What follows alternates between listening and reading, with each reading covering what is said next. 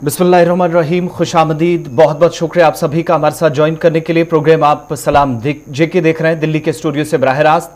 हमेशा की तरह आज भी हमारी कोशिश रहेगी कि 8:35 से 10 बजे तक हमारा और आपका साथ रहे और प्रोग्राम के आखिरी 20 मिनट आपके रहेंगे, यानी आप कॉल्स करेंगे और लाइव प्रोग्राम में शामिल होकर अपनी बात प्रोग्राम के जरिए इंतजामिया तक अपनी शिकायत पहुंचाने का आपको मौका फराहम किया जाएगा।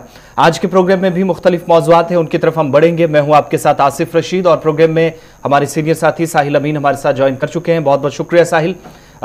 खबरों की तरफ बढ़ने से पहले हम जरा हिस्ट्री ऑफ द डे में भी चलेंगे, चूंकि माजी को और के औराक को पलट कर ये देखने की कोशिश है कि आज का दिन अहम क्यों है, इस पर बात करना क्यों जरूरी है। और हिस्ट्री ऑफ द डे से शुरुआत के बाद जम्मू कश्मीर और लद्दाख की खबरों की तरफ चलेंगे। आज का दिन 5 फरवरी का है और सबसे पहले आज के दिन को देखेंगे तो हिस्ट्री ऑफ द डे में पता चलता है कि 5 तारीख जॉर्जियन कैलेंडर के मुताबिक, जहां पर आज के दिन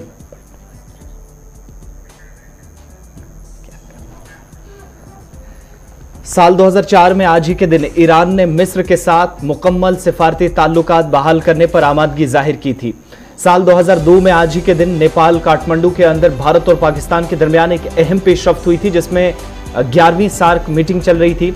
इस इजलास के दौरान जनरल परवेज मुशर्रफ और अटल बिहारी वाजपेयी के दौरान मुलाकात हुई थी और मुसाफा दोनों ने किया था। साल 1909 में कोलंबिया ने पनामा की आज़ादी आज ही के दिन तस्लीम की और 1592 में मुगल बादशाह शाहजहां को लाहौर में आज ही के दिन उनकी पैदाइश हुई थी, जो अब पाकिस्तान का हिस्सा है।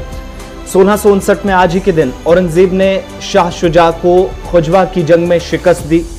1941 में आज ही के दिन क्रिकेटर मंसूर अली खान पटौदी भोपाल में पैदा हुए। यौम पैदाइश आज मारूफ क्रिकेटर की है।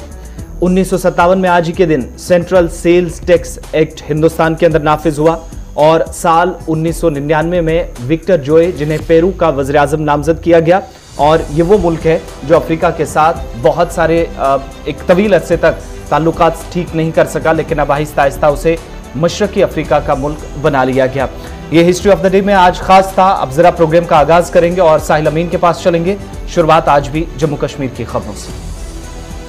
बिल्कुल नाज़रीन मोहतरम, अस्सलाम वालेकुम। जिस तरीके से आसिफ ने पहले ही बताया है कि आज के प्रोग्राम में मुख्तलिफ मौज़ूआत पे बात होगी, जहां वज़ीर आज़म के दौरे के हवाले से बात होगी और वज़ीर आज़म आज मुख्तलिफ प्रोजेक्टों का संग बुनियाद रखने वाले हैं। उसके साथ साथ आपको याद होगा कि सोशल मीडिया पर पिछले कई दिनों से लगातार वादी से एक ऐसा वीडियो वायरल हुआ है जिस पर न सिर्फ तनकीद की गई है बल्कि उस पर कार्रवाई करने की मांग भी मुख्तलिफ हलकों से उठी थी। लेकिन इसके साथ साथ और भी मौज़ूआत हैं। कोरोना मामलों पर भी आज के प्रोग्राम में बात होगी। और भी मौज़ूआत है जो सरकार को लेकर है, उन पे हम बात करेंगे। लेकिन सबसे पहले हम जनूबी कश्मीर के पुलवामा ज़िले की बात करेंगे और जनूबी कश्मीर के पुलवामा ज़िले से अब तक की बड़ी खबर जो सामने आ रही है वो ये है कि चंदगाम पुलवामा में फोर्सेस और मिलिटेंट के बीच आज सुबह से ही झड़प जारी है। यानी चंदगाम पुलवामा, और इस पर मजीद तफसीलात हम गाजी खुर्शीद से भी लेंगे। लेकिन आसिफ जरा डिटेल में आपको बताएंगे अब तक की झड़प के बारे में। जम्मू कश्मीर पुलिस के साथ साथ फौज और सीआरपीएफ की तरफ से मुश्तरका कार्रवाई चंदगाम इलाके में की जा रही है। अलसुबह जो सर्च ऑपरेशन शुरू किया गया था वो अब एनकाउंटर में तब्दील हुआ है, इस तरह की इतलात मौसूल हुई थी और अब जाकर पुलिस की तरफ से भी तस्दीक की गई है कि इलाके में जिन मिलिटेंटों के साथ एनकाउंटर चल रहा था उनमें एक की हलाकत हुई है। इसकी शनाख्त होना भी बाकी है। कुल मिलाकर इस नए साल के पहले 5 रोज आप देखेंगे तो ये पुलिस के आदाद शुमार को अगर सही माने तो 7 मिलिटेंट अब तक इन 5 दिनों में मुख्तलिफ एनकाउंटर्स में, अलग अलग झड़पों में शुमाल जनूब के अंदर मारे गए हैं।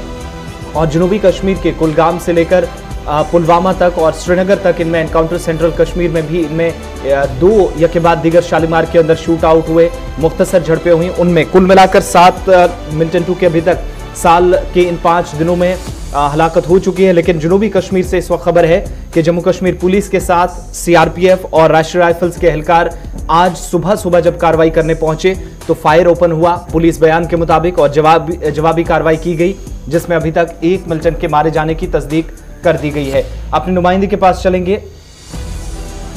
गाजी खुर्शीद हमारे साथ इस वक्त ज्वाइन कर चुके हैं। गाजी, क्या कुछ मजीद तफसीलात हैं एनकाउंटर के हवाले से?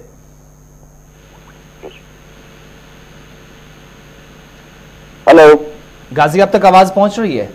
जी जी, अपडेट कीजिएगा एनकाउंटर के हवाले से, क्या कुछ मजीद तफसीलात हैं?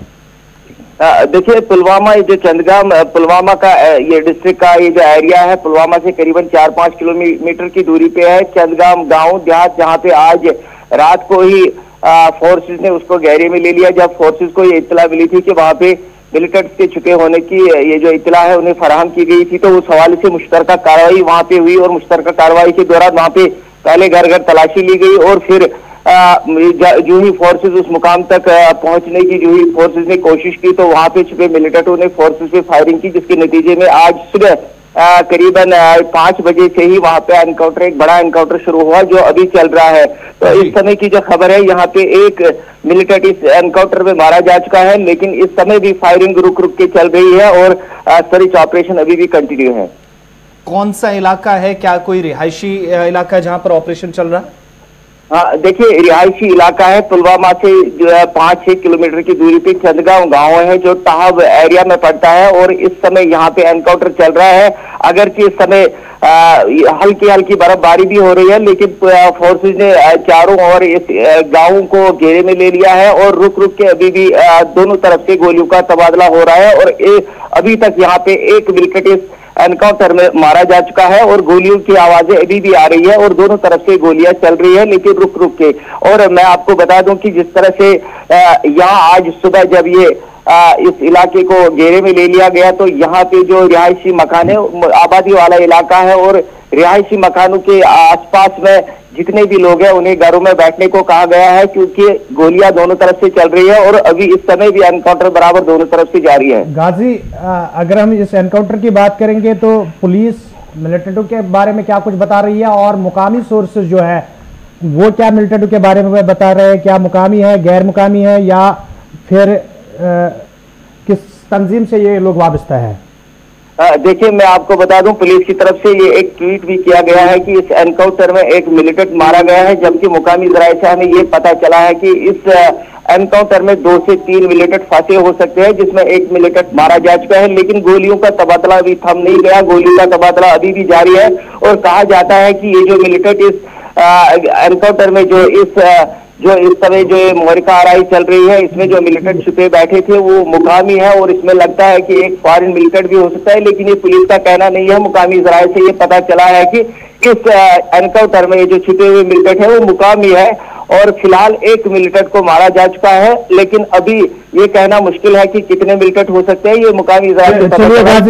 गाजी, आपका बहुत बहुत शुक्रिया ताज़ा तरीन तफसीलात फराहम करने के लिए। ये थे गाजी खुर्शीद जो कि चंदगाम पुलवामा एनकाउंटर के हवाले से तफसीलात फराहम कर रहे थे और जहां उन्होंने कहा कि इस वक्त भी इलाके में गोलियों का तबादला जो है वो जारी है और फौज, CRPF और पुलिस की मुश्तरका कार्रवाई है, जिस दौरान यहाँ पर चंदगाम की ओर आने और जाने वाले तमाम रास्तों को सील किया गया है और इसमें अभी तक पुलिस की जानिब से बताया गया है कि एक मिलिटेंट हलाक हो चुका है, लेकिन इसके साथ साथ दूसरे मामला भी है जिन पे हम बात करेंगे। जैसा कि प्रोग्राम के आगाज़ में ही हमने बताया कि मुख्तलिफ मौज़ूआत हैं जिन पे हम बात करेंगे और फ्रूट ग्रोवर्स की भी बात होगी और फ्रूट ग्रोवर्स के मामला के हवाले से भी हम प्रोग्राम में बात करेंगे। लेकिन सबसे पहले वज़ीर-ए-आज़म नरेंद्र मोदी के दौरे के हवाले से और दौरे के साथ साथ अहम प्रोजेक्टों की संग बुनियाद आज वज़ीर-ए-आज़म रखने जा रहे हैं और इस पर भी आप तक ताज़ा तरीन तफसीलात पहुँचाएँगे और आसिफ इस पर आपको डिटेल से बताएंगे कि वज़ीर-ए-आज़म का दिन आज कैसा रहेगा। वज़ीर-ए-आज़म मोदी का दौरा पंजाब है, फिरोजपुर जाएंगे, लेकिन जम्मू कश्मीर के एतबार से दौरा इसलिए काफ़ी अहम है। आपको पिछले साल याद होगा कि सरकार की तरफ से उस प्रोजेक्ट को हरी झंडी दिखाई गई थी जिसे दिल्ली कटरा एक्सप्रेस वे का नाम दिया गया था और इस प्रोजेक्ट का संग बुनियाद वज़ीर-ए-आज़म आज दोपहर रखेंगे।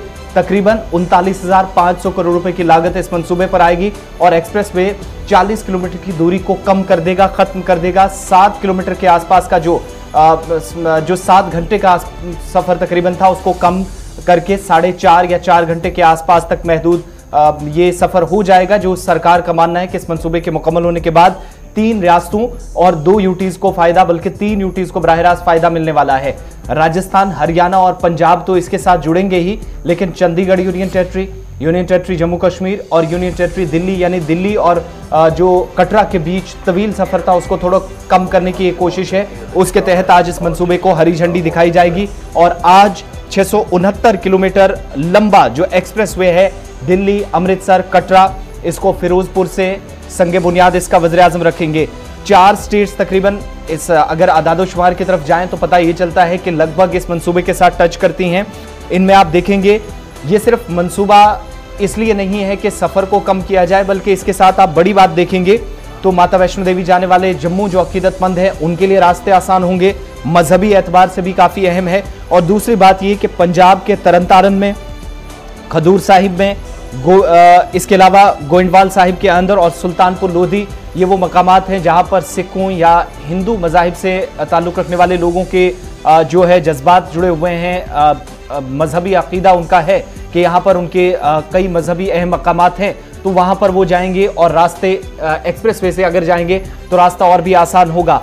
सबसे बड़ा जो इस मंसूबे का सरकार मानती है कि फ़ायदा है कि मजहबी सयाहत को फ़रोग मिलेगा और दिल्ली से जम्मू कश्मीर तक पहुंचने यानी कटरा तक पहुंचने वाले लोगों को रास्ता और भी जब आसान होगा, और साथ ही एक और ब्रिज मुकम्मल करके जब कश्मीर को मुल्क के बाकी हिस्सों के साथ थ्रू रेलवे जोड़ने की कोशिश है तो उस वक्त तक तकरीबन ये मुकम्मल हो जाएगा। लेकिन एक बात ये साफ है कि आज जब ये कठुआ, सांबा और बाकी एरिया से होते हुए इस एक्सप्रेस को बनाने के लिए हरी झंडी दिखाई जाएगी और आज तकरीबन 40 किलोमीटर की दूरी को खत्म करने के दावे के साथ एक्सप्रेसवे को वज़ीर-ए-आज़म संगे बुनियाद इसका रखेंगे। फिरोजपुर पंजाब से 42,000 करोड़ से ज्यादा के मंसूबे हैं जिनको आज वज़ीर-ए-आज़म अवाम के नाम करने जा रहे हैं, लेकिन इन सब के बीच में सबसे अहम मंसूबा 39,000 तकरीबन 500 करोड़ रुपए का दिल्ली कटरा एक्सप्रेसवे है जिसको आज संगे बुनियाद वज़ीर-ए-आज़म इसका रखेंगे। इसके अलावा इसमें बड़ी बात यह है कि आज तो वज़ीर-ए-आज़म इसकी शुरुआत करने जा रहे हैं, लेकिन मुकम्मल कब होगा, डेडलाइन फाइनल इसकी क्या होगी, 2025 में,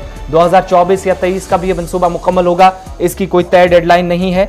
लिहाजा इसलिए मौजूदा वक्त में जो सूरत हाल बन रही है उस पर सरकार का फोकस है कि इस मंसूबे को, और आपको याद होगा कि इसी साल पंजाब में इंतखाबात हैं, उत्तर प्रदेश में इंतखाबात हैं और हरियाणा के अंदर भी सियासत काफी किसानों के मामले के बाद गरमाई है। तो उन सारी चीजों को मद्देनजर रखते हुए आज 3 रियासतों और यूटीज को फायदा पहुंचाने के मकसद से इस दावे के साथ वज़ीर-ए-आज़म कटरा दिल्ली अमृतसर एक्सप्रेसवे का संगे बुनियाद रखने जा रहे हैं।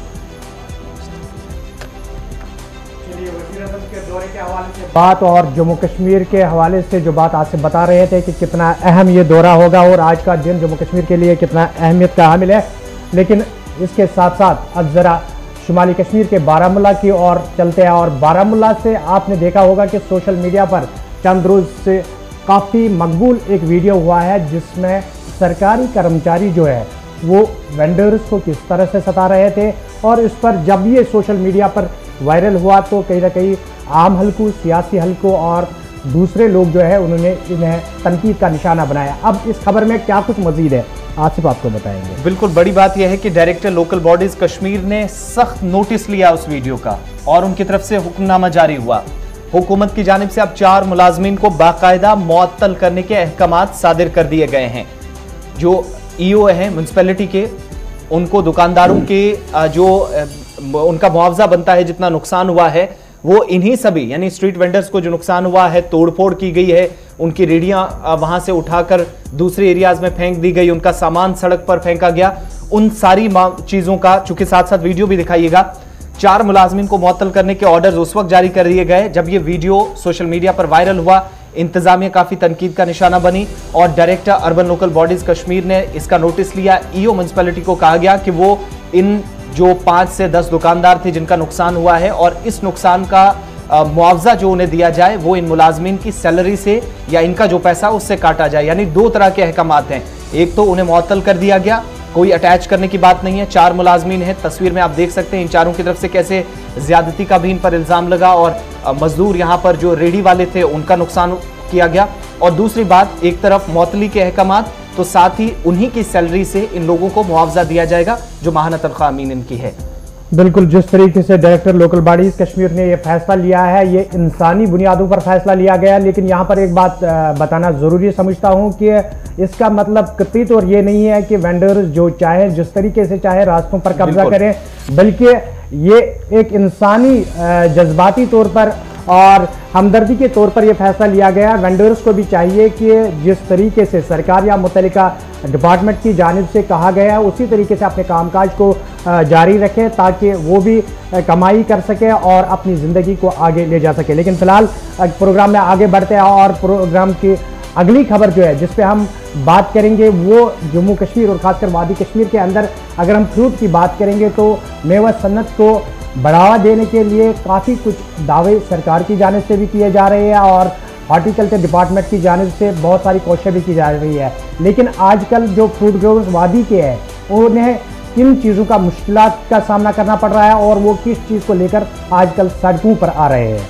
कल के प्रोग्राम में भी हमने आपको बताया था कि कश्मीर के ताजिर इस वक्त खासतौर से सेब कारोबारी क्यों परेशान है, मुसलसल एहतजाज हो रहे थे और इल्ज़ाम इस बात का था कि वादी कश्मीर के अंदर जो सेब है उसको मुल्क की बाकी मंडियों में ले जाने के बजाय ईरान से बगैर टैक्स के हिंदुस्तान की मंडियां तो दूर अब जम्मू कश्मीर तक इस सेब को पहुंचाया जा रहा है, जो न सिर्फ गैर कानूनी है बल्कि विदाउट टैक्स है। और जीएसटी के कवायद और जवाबित के मुताबिक जम्मू कश्मीर के जो ताजिर हैं वो आज के वक्त में टैक्स देने के बावजूद भी सेब अपना फरोख्त नहीं कर पाते। और कुछ आदादोशुमार ये बताते हैं कि तकरीबन 3 करोड़ के आसपास एप्पल बॉक्सेस हैं, सेब की पेटियां आज के वक्त में है जो अनसोल्ड है, अभी तक फरोख्त नहीं हो पाई हैं। कल हमने आपको बताया था सदर जो थे फ्रूट एसोसिएशन के वो बता रहे थे कि नुकसान का तखमीना अभी तक नहीं लगाया गया, लेकिन ये एक अंदाजे के मुताबिक है 3 करोड़ के आसपास पेटियां हैं जो आज के वक्त में हजारों टन सेब बनता है, जो मुल्क की सबसे बड़ी आजाद मंडी दिल्ली के अंदर पहुंचता था, केरला की मंडी तक पहुंचता था या मुल्क के शुमाल मशरकी रियासतों में सबसे ज्यादा फरोख्त होता था। लेकिन ना होने की वजह से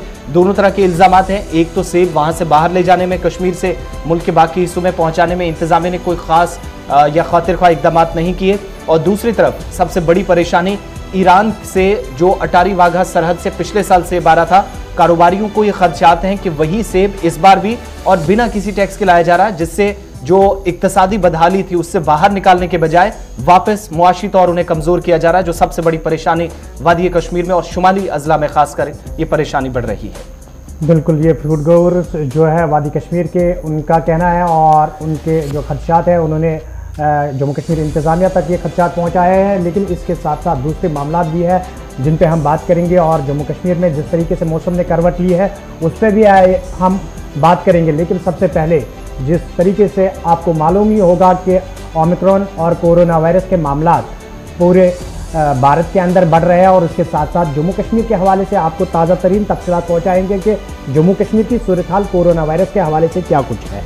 बड़ी तशवीशनाक सूरत हाल, 24 घंटों में 200 तक केसेस पहुंच गए, 199 केसेस, 109 कश्मीर वादी से, 91 केसेस की तस्दीक जम्मू सूबे से। लेकिन इससे खतरनाक सूरत हाल तब बन रही है जब कटरा के अंदर माता वैष्णो देवी यूनिवर्सिटी में 175 स्टूडेंट्स के पॉजिटिव केसेस आए हैं और जम्मू के अंदर केसेस के बढ़ने के साथ ही इंतजामिया और भी हरकत में आई है।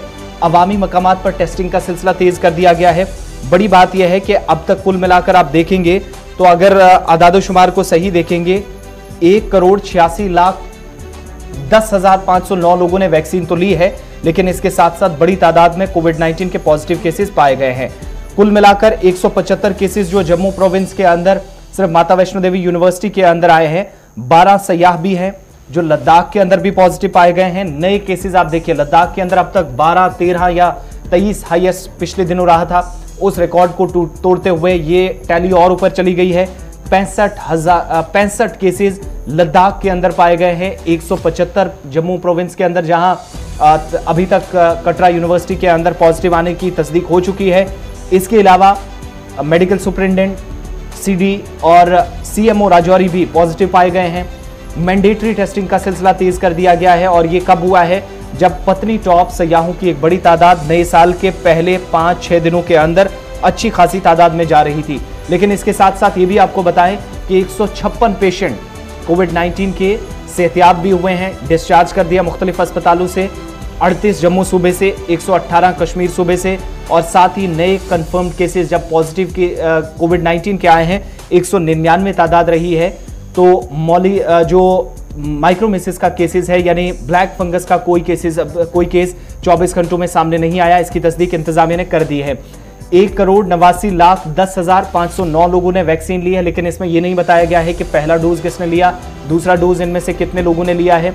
मीडिया बुलेटिन जो सरकार रोजाना 5 से 6 बजे के बीच जारी करती है उसमें यह भी बताया गया कि 3,42,000 पॉजिटिव केसेस यूटी में अभी तक पाए गए हैं। 1541 एक्टिव केसेस हैं कोविड-19 के, 611 इनमें जम्मू सूबे में हैं, 930 कश्मीर प्रोविंस के अंदर। इसके अलावा 3,35,000 से ज्यादा लोग अभी तक रिकवर हो चुके हैं यूटी में। 4,530 लोगों ने 1.5 साल के इस तवील अरसे में कोविड से अपनी जान गंवाई है। 2331 अमवात कश्मीर सूबे में हुई है। और बाकी जम्मू के अंदर 2199 लोगों ने अपनी जान गंवाई है। 5,28,000 से ज्यादा केसेस अभी तक जो ऐसे लोग हैं जिनको ऑब्जर्वेशन में रखा गया है, जो पूरी यूटी के अंदर मौजूद है।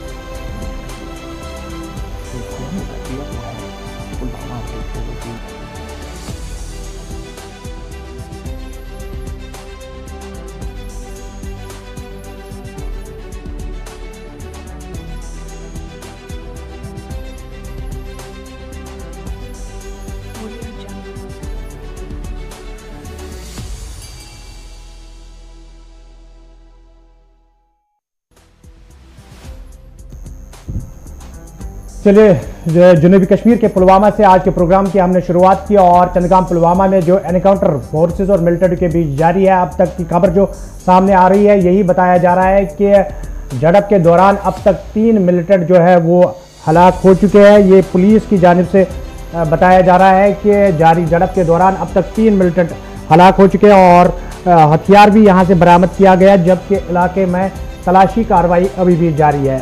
चंदगाम पुलवामा से जो खबर जिस खबर से हमने प्रोग्राम का आगाज़ किया है उसमें अपडेट ये सामने आ रही है कि अब तक 3 मिलिटेंट इसमें हलाक हो चुके हैं। प्रोग्राम में और भी मौजूद है जिन पे हम बात करेंगे और जैसा कि आप जानते हैं कि गवर्नमेंट एम्प्लॉइज़ के हवाले से यूटी बनने के बाद जिस तरीके से सरकार संजीदा है, उस हवाले से आज एक और बात हम आपको प्रोग्राम के अंदर बताएंगे कि पासपोर्ट हासिल करने के लिए अब क्या फरमान जारी किया गया है, वो भी हम आप तक पहुंचाएंगे। लेकिन इससे पहले कि प्रोग्राम को आगे बढ़ाएं, यहाँ पर रुकते हैं एक छोटे से तिजारती वक्फे के लिए और तिजारती वक्फे के फौरन बाद हम वादी कश्मीर और जम्मू कश्मीर की मौसमी सूरत हाल के साथ साथ दूसरे मामलों पर भी बात करेंगे।